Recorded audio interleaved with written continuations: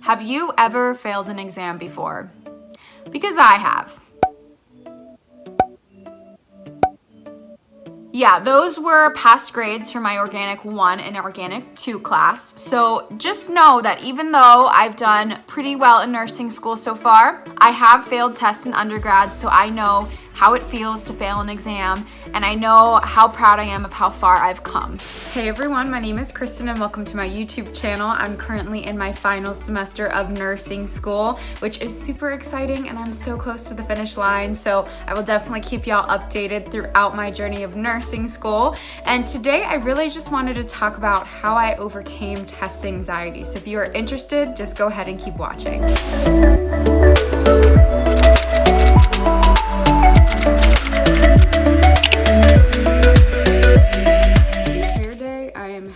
Today. All my flyaways are sticking out. All right, my story and test anxiety. Now, what I'm gonna talk about is just a vlog of my story, how I realized I had test anxiety, and then I'm gonna go into how I now manage my test anxiety and how I essentially went from failing literally test after test to now acing my nursing exams. Now, I have not failed an exam in nursing school yet, knock on wood, but I have failed exams in my undergrad program whenever I was a pre-med student way back when, before I actually did get into nursing school. So I do just want to give you an idea that in my undergrad program, I did definitely have exams that were very difficult, exams that I realize now why I didn't do so well on when I could have done better. I really just want to go into my story, and hopefully this might be helpful to somebody in the future. The beginning of my story when it comes to test anxiety starts back in 2014. This is the time that I first remember really struggling with any kind of test anxiety, and I didn't even know that I was struggling until my senior year of college in 2017. So that was a long time to be struggling with something that I didn't really understand I was struggling with. Now, I had microbiology, which was the pre-med version. My school had different micros for different healthcare professionals. My class was a 5-credit class, so that specific class weighs my GPA down so much. And I really wish at the time I would have withdrawn, or I would have, done something about it. I ended up getting a C in that class. I was writing a very low grade. The averages on my professor's exams were 30 to 50%. So already many students didn't do very well in that class anyway. Although I can't remember exactly what my grades were in microbiome, and I don't have a way of going back and seeing, I can assure you I did worse than the average at one point. I want to say I got like a 23% on one exam, and I got as high as like a 58%. So I did actually better than average one time, but I mainly got 30s and 40s on all the exams. That class definitely is where my test anxiety stemmed from, and that was a difficult pill to swallow. I remember I used to study for those exams. So that was the first class I ever put so much time and energy into, and I felt like I was never getting a return back from those exams. My professor was a medical school professor teaching micro at my undergraduate program, and this professor made every single question, 50 to 55 questions, a select all that apply. Those tests are probably the first time I ever realized I was struggling from test anxiety. I would go in those exams, I would forget everything I studied. I actually had my very first panic attack when it came to studying for this class, because I remember talking to my mom on the phone. It was a day before the exam. There was so much information, and I felt like I didn't know it. I don't know why I didn't feel like I didn't know it, but I remember sitting down a week before the exam, really trying to just memorize, because that's what micro was all just memorizing. And the day before the exam, I remember feeling nauseous. I remember my mom having to tell me, look, you need to calm down or else you're not going to be able to breathe. That was it for me. That class was the class that triggered whatever I was going through, and it was kind of just a downward spiral from there. My organic chemistry class, just to give you an idea of how this class was this professor was also a med school professor who had all free response tests. If I could show you what the test looks like, I would, but organic chemistry is mainly all just chemical reactions. So it is understandable to have an exam that is all free response. I think coming out of high school, when you have really no free response questions and you're just so used to having these multiple choice. I graduated with 1 B on my transcript and I had a weighted GPA of like 6.1. I was not the valedictorian, but I was pretty high up there in my class, and coming to undergrad and now feeling like I was the only one struggling, feeling like I was on the borderline of failing all my classes. I was going through a lot at that time, and the organic chemistry exams were the first ones that I completely blanked out during the exams and actually zoned out as well.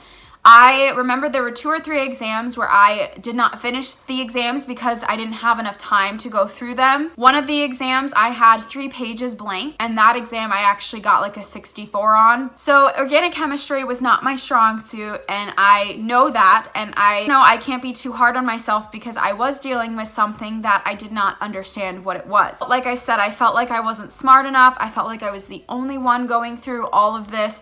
And really, I wasn't. If I would have just asked around, if I really would have just opened up, so many people felt the same way as me. My friends were getting just the same grades as me, but I don't know why I felt like I was the only person going through this alone. When it came to my senior year, I was just so fed up with the fact that I had just taken an immunology class. My professor, just to help everybody do well in the class, gave us old exams that were no longer being used as current exams, which the exams were very similar to the ones I was given. It just seemed like my professor updated like the wording of the question. Somehow I still managed to get B's, C's, and D's on those exams.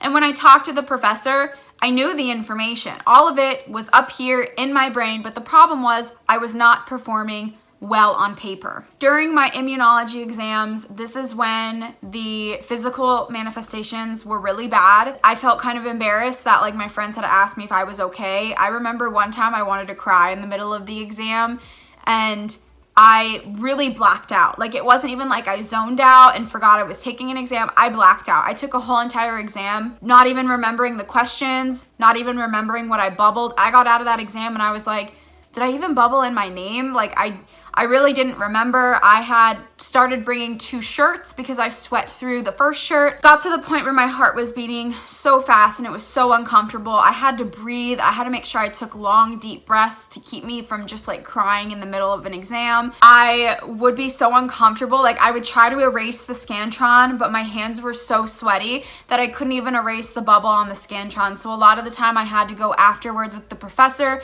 and make sure that my answer choice was taken correctly, because you couldn't just pull out another Scantron in the middle of those exams. A lot of the times we had to put our books at the front of the room so we couldn't pull anything out. It's definitely been a journey. My senior year after immunology, I was tired of it, of what I was going through, and my mom had told me, just go talk to a counselor, see if like maybe you're going through something and you just don't know. The counselor that I talked to looked me in the eye and said, after I took like a screening questionnaire, she literally said, if you would have came to me freshman year, I could have helped you get extra time on your exam. I was like, what do you mean? And she had told me I was struggling from severe test anxiety.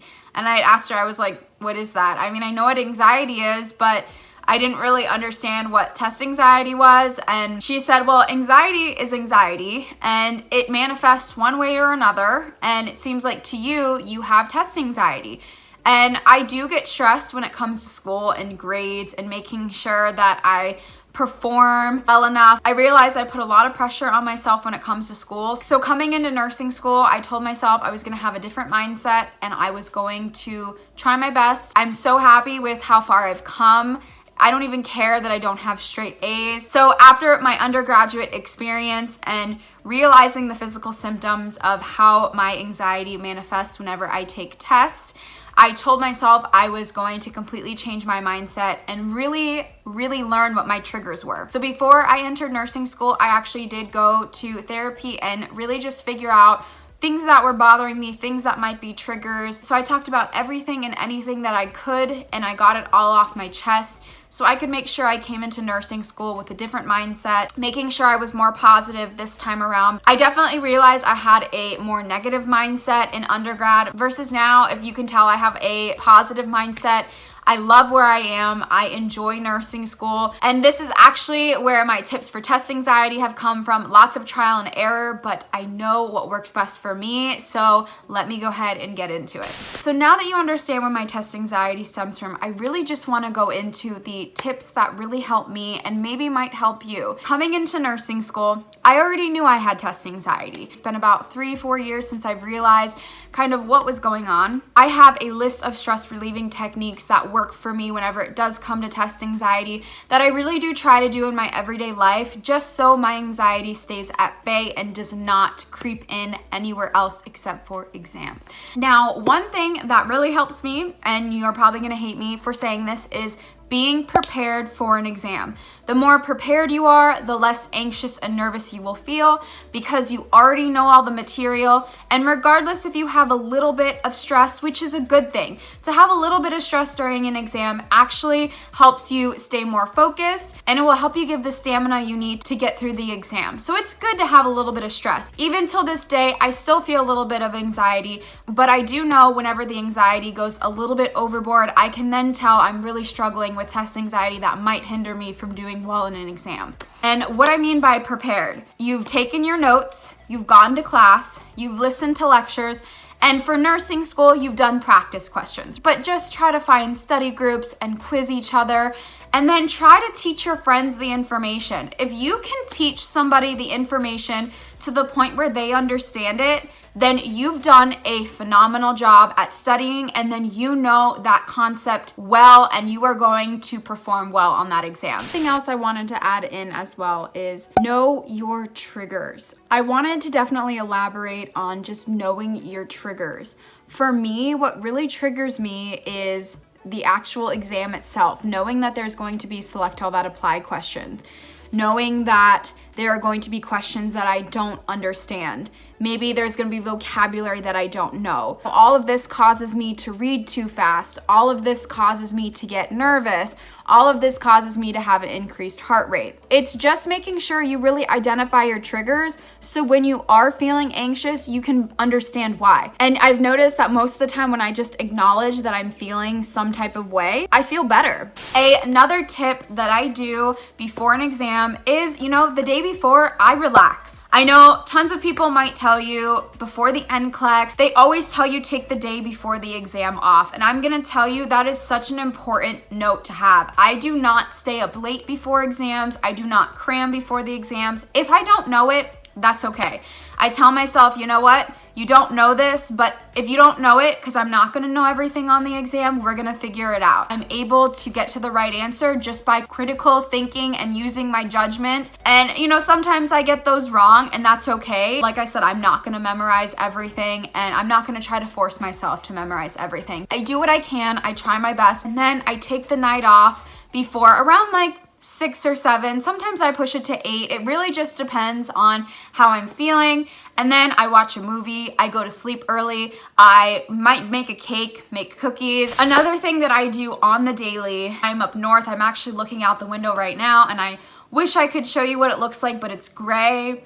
And there's about maybe 30 inches of snow on the ground. I can't go out and walk right now. That is normally what I do every single day is I walk. So if I can't go outside like the conditions are right now, I will try to go to the gym at my school. If I can't go to the gym, I will walk around my apartment. I will do whatever I can to stay moving and stay busy. I love being mindful in that moment, which is why I like going to parks. That is one of my favorite things to do. Now, even if you don't like walking, I would just highly recommend any kind of physical activity. Another tip that really helps me before an exam is right before I actually click that start button, I take a couple deep breaths. I just count in 3 seconds, then I breathe out for 3 seconds. And once I do that, I tend to feel a little bit more relaxed, but there are a couple other things I do that also help me before I hit that start button, and that is I tell myself I'm gonna ace it or I'm going to do well, regardless of if I ace the exam or not, because there have been exams I have not aced. I like to just tell myself that to get myself in a good mood